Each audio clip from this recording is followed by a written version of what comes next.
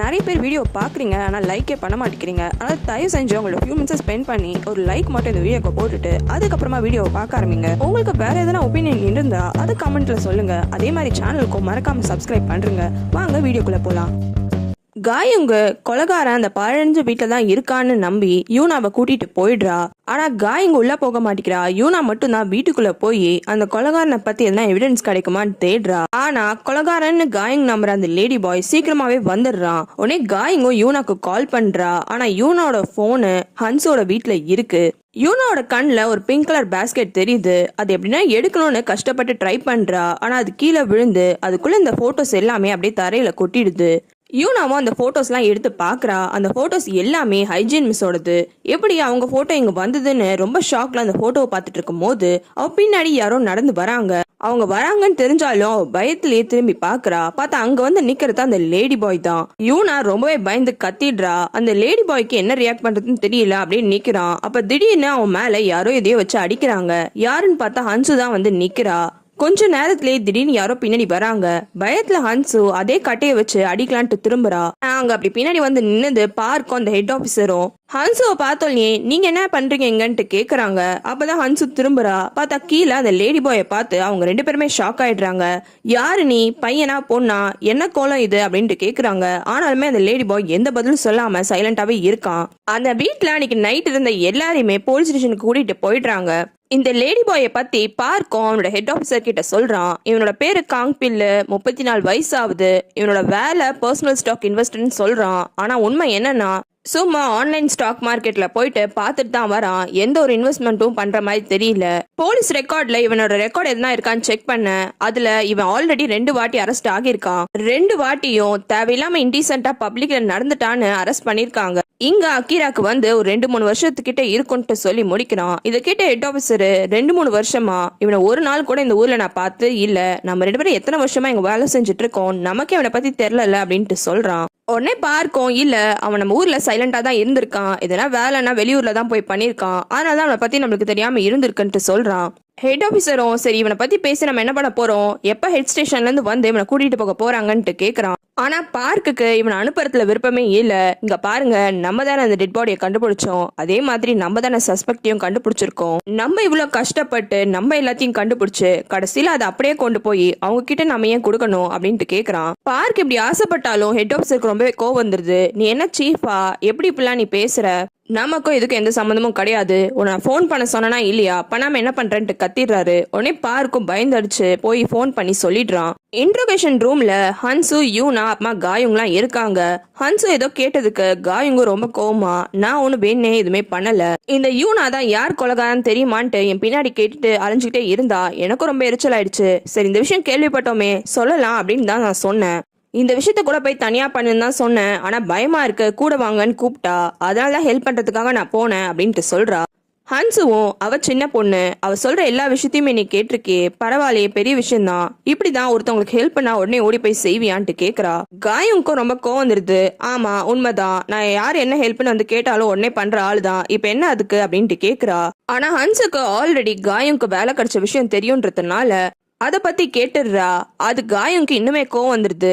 யூனாவை கத்த ஆரம்பிச்சிடுறா. என்ன நீ உன் டீச்சர் தான் போய் சொல்றாங்க, நீ மட்டும் வாய மூடிட்டு இருக்க, என்னோட ஓன் டேலண்ட்டை வச்சுதான் நான் அந்த கம்பெனில வேலையை வாங்கினேன், நான் உன்ன என்னோட ஹெல்ப்பை வச்சுலாம் ஒன்னும் வேலை வாங்கல, சொல்லு நீ அப்படின்ட்டு சொல்றா.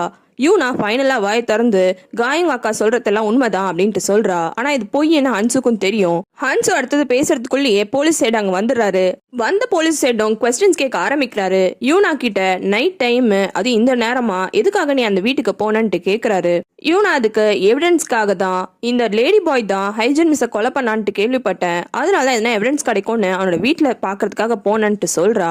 எப்படி இவ்வளவு கான்பிடண்டா உனக்கு தெரியும்ட்டு கேக்குறான். அதுக்கு அவளுக்கு என்ன பதில் சொல்றதுன்னு தெரியல. அதுக்குள்ள காயுங்கே அவன் தான் கொலைகாரன், அவன் ஆல்ரெடி ஒரு கொலை பண்ணிருக்கான் அப்படின்ற விஷயத்த சொல்றா. இதை கேட்டு அங்க இருக்கவங்க எல்லாருமே ஷாக் ஆயிடுறாங்க. எப்படி உனக்கு தெரியும்ட்டு கேக்குறாரு. உடனே அதுக்கு காயங்கும் எப்படின்ற விஷயத்த சொல்றா. கொஞ்சம் மாசத்துக்கு முன்னாடி ஏரியா பசங்க எல்லாருமே ஒரு பிளான பத்தி சொன்னாங்க. அவங்களுக்கு எல்லாருக்கும் இந்த லேடி பாய் மேல செம காண்டு. காரணம் இவன் பையனா இருந்துட்டு இப்படி பொண்ணு மாதிரி ட்ரெஸ் பண்றானேன்னு அவங்க எல்லாரும் ரொம்ப அசிங்கமா ஃபீல் பண்ணாங்க.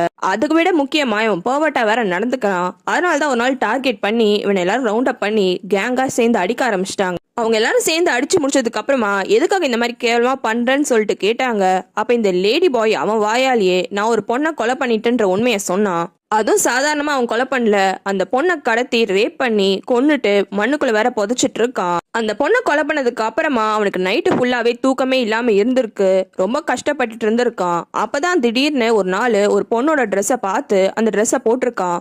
மன நிம்மதியே இல்லாம இருந்த அவனுக்கு பொண்ணு மாதிரி ட்ரெஸ் பண்ணதுக்கு அப்புறமா தான் மன நிம்மதி கிடைச்சது வேற சொல்றான். இவ்வளவு உண்மையை அவன் சொல்லியிருக்கான், எப்படி அவன் சொன்ன விஷயத்த நம்பாம இருக்கிறதுன்ட்டு கேக்குறா. பார்க்கும் கரெக்டா அப்ப டோரை திறந்து ஆக்ஷன்லயே ஏதோ விஷயத்த சொல்றான். உடனே ஹெட் ஆஃபீஸர் எனக்கு புரிஞ்சிச்சு நீ போ அப்படின்னு சொல்லி அனுப்பிச்சிடறாரு. அதுக்கப்புறமா காயங்க பார்த்து நீ ரொம்ப படம் பாப்பியோ, இந்த மாதிரி ஓவர் கதெல்லாம் சொல்றேன்ட்டு கேக்குறாரு. நான் ஒன்னும் காதுல கேக்குற விஷயத்த எல்லாத்தையுமே உண்மைன்னு நம்ப மாட்டேன், நீங்களே சொல்லுங்க. அந்த வீடு பாழஞ்ச வீடு, அதுவும் காட்டு பகுதியில இருக்கு, அதுக்கு கிட்டேயே தான் டெட் பாடியும் கண்டுபிடிச்சிருக்காங்க, இது ஒரு டைப் ஆஃப் எவிடன்ஸ் தானே. அதுக்கப்புறமா காயிங்கு அன்னைக்கு நைட்டு நடந்த விஷயத்தையும் சொல்றா. காயிங்களோட ஃப்ரெண்ட்ஸும் அந்த லேடி பாயோட வீட்டுக்கு போய் என்ன எவிடன்ஸ் கிடைக்குமான்னு பாக்குறதுக்காக தான் போயிருந்திருப்பாங்க. அப்படி நைட் டைம் காட்டு பகுதியில போகும்போது திடீர்னு அவங்களுக்கு சவுண்ட் கேட்டிருக்கும். இவங்களும் பயந்து என்னன்னு போய் பார்க்கும் போது அங்க பள்ளத்துல யூனாவும் பாவும் கீழே விழுந்திருப்பாங்க. அதனால அந்த சத்தம் வந்திருக்கும். அப்பதான் இவங்க அந்த லேடி பாயும் வீட்டை விட்டு வெளியில போறத கவனிச்சிருப்பாங்க. ஹெட் ஆஃபீஸருக்கு கோவமே வந்துருது. இப்ப நீ என்ன சொல்ல வர, அன்னைக்கு நீ பாத்துட்ட அதனால நீ எவிடன்ஸ் கலெக்ட் பண்ண போனியான்ட்டு கேக்குறாரு.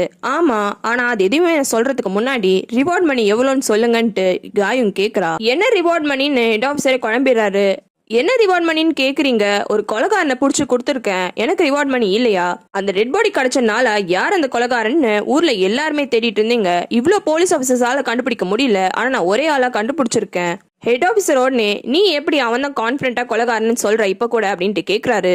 ஹெட் ஆஃபீஸர் இப்படி அவளை நக்கலா கேட்டோல்னே காயங்கும் ரொம்ப கோவம் வந்துருது. என்ன நீங்க இப்படிலாம் சொல்றீங்க, எனக்கும் எல்லா விஷயமும் தெரியும்.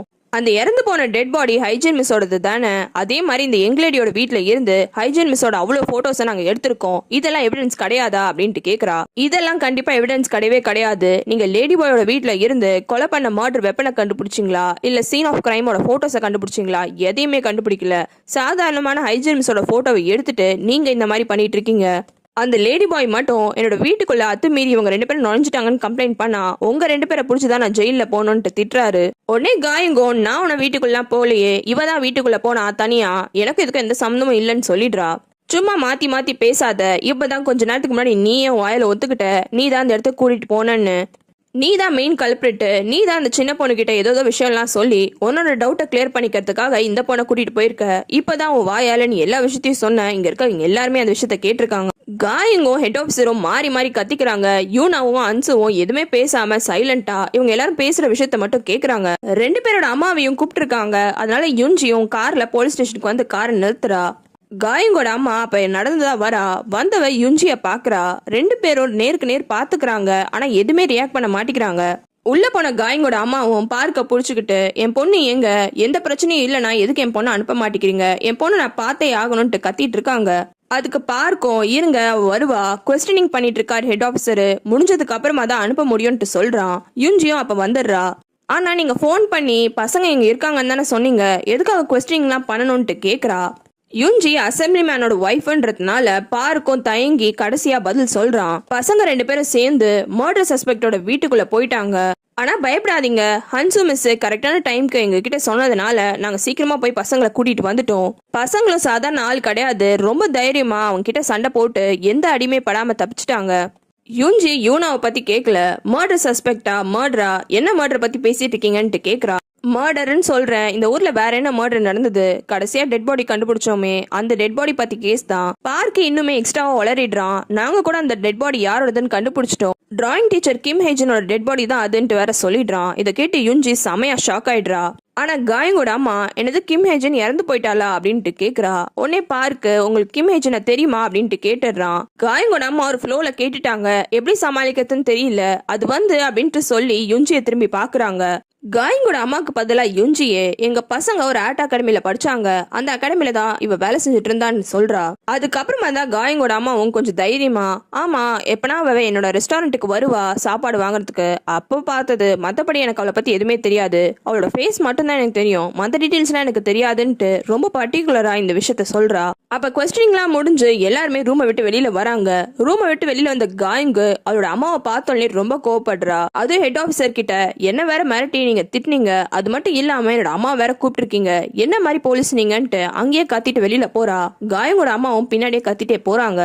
யூனாவை பார்த்து யுஞ்சியும் உன்னோட ஹன்சு மிஸ் வீட்டுக்கு போறேன்னு சாக்கு சொல்லிட்டு இந்த வேலை தான் பண்ண போனியா நீ அப்படின்ட்டு திட்டுறா. யூனா எந்த பதில் சொல்லாம அப்படியே சைலண்டாவே நிக்கிறா. அதுக்கப்புறமா ஹன்சு கிட்டயும் காப்பாந்ததுக்காக தேங்க்ஸ் சொல்றா. இவங்க 2 பேரும் அங்கிருந்து கார் எடுத்துட்டு கிளம்புறாங்க. அப்படி கிளம்பும் போது யுஞ்சியும் ரோடோட சைட்ல கவனிக்கிறா. காயங்க இப்படி பண்ணதுனால காயங்கோட அம்மாவும் அடிக்கிறாங்க. அதுவும் ரோடுன்னு கூட பார்க்காம 2 பேரும் ரோட்ல அப்படியே அடிச்சுக்கிட்டே போயிட்டு இருக்காங்க.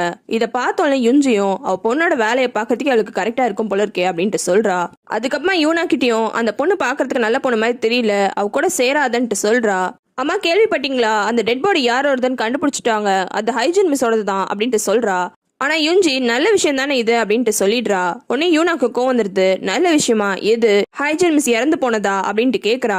நான் அதை சொல்லல, உண்மை வெளியில வந்துச்சுல, அந்த கொலைகாரனை வேற புடிச்சிட்டாங்களாமே, இப்ப எல்லா விஷயமும் முடிஞ்சிருச்சு, நீயும் நிம்மதியா இருக்கலாம், நீயும் காமா உன்னோட படிப்புல மட்டும் கான்சன்ட்ரேட் பண்ணு. ஆனா யூனா ரொம்பவே கோவமா, என்னை விட உங்களுக்கு தான் ரொம்ப நிம்மதியா இருக்கும், இப்ப ஹைஜன் மிஸ் வேற இறந்து போயிட்டாங்க, நீங்க வேற ரொம்ப சந்தோஷத்துல இருப்பீங்களே. யூனாக்கு பதிலா யுஞ்சியும் நீ என்ன நினைச்சிட்டு இருக்க, உங்க அப்பா கூட அவ அஃபேர் வச்சிருக்கா, அதனாலதான் நான் அவன் மேல கோமா இருக்கேன்னு நினைக்கிறியா? உங்க அப்பா கூட அஃபேர் வச்சிருக்கவங்க கூடலாம் நான் கோமா இருக்கணும்னா இந்த ஊர்ல இருக்க பாதி பொண்ணுங்க மேல நான் கோவப்படணும். ஹைஜின்லாம் எனக்கு ஒரு ஆளே கிடையாது, இந்த மாதிரி விஷயத்துக்குலாம் நான் ஏன் அவன் மேல கோவப்பட போறேன், நீ தான் எல்லாத்தையுமே தப்பா புரிஞ்சுட்டு இருக்க அப்படின்ட்டு சொல்றா. ஆனா யூனாக்கு அவளோட அப்பா பத்தி எப்படிலாம் பேசணும்னே காதை மூடிக்கிறா. சரி, உங்க அப்பா பத்தி நான் பேசல, ஹைஜன் மிஸ் பத்தி நீ கேட்டல, அவங்க இறந்து போயிட்டாங்க, நீ சந்தோஷமா இருக்கியான்னு, நான் ஏன் சந்தோஷப்படணும்? முதல்ல ஹைஜன் மிஸ்க்கும் எனக்கும் என்ன சம்பந்தம், அவ உயிரோட இருந்தா என்ன இல்லாட்டி என்ன, என்னை பொறுத்த வரைக்கும் ஹைஜன் மிஸ்லாம் ஒரு ஆளே கிடையாதுன்ட்டு சொல்றா. சொல்லிட்டு எதேச்சியா திரும்புறா. அப்ப அவளோட கார் விண்டோல ஹைஜன் மிஸ் அவளுக்கு தெரியறா. தெரிஞ்சவன் என்ன காப்பாத்துன்னு வேற சொல்றா. இதனால பயந்து போன யுஞ்சியும் என்ன பண்றதுன்னு தெரியாம காரை கண்டமேனிக்கு ஓட்டி அப்படியே ஒரு இடத்துல இடிச்சிடுறா. உங்களுக்கு வேற சீரிஸ் பார்க்கணும்னா கமெண்ட்ல சொல்லுங்க.